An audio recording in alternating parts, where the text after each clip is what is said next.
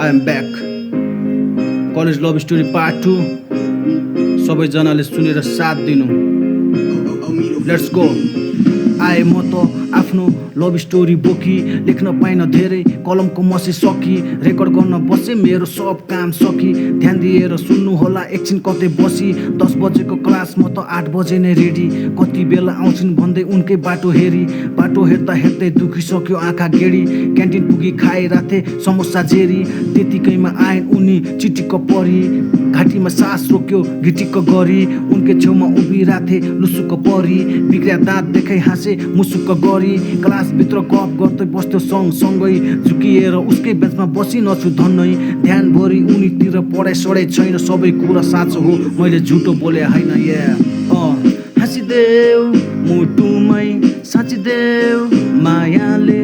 बाँधिदेऊ म सँगै सँगै नाचिदेऊ तिमी हाँसिदेऊ मुटुमै साँचिदेऊ मायाले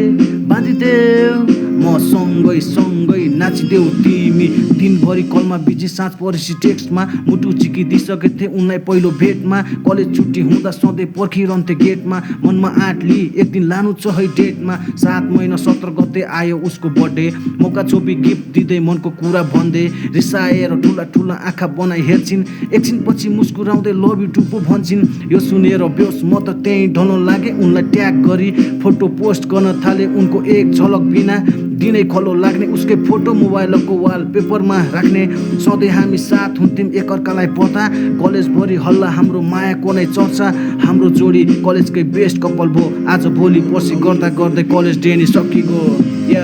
हाँसिदेऊ मुटुमै साँचिदेऊ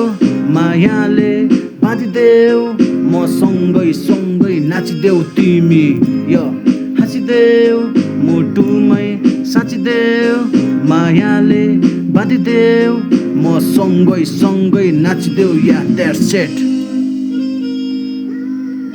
अचेल कलेज नजिक पुग्दा पुरानो दिन याद आउँछ भाराभुरी देख्छु तिमीलाई सम्झी हाँसो लाउँछ now we are got married घोरले छोरो साथमा छ कलेजको स्टोरी त सक्यो बेपछिको बाँकी छ सक्यो।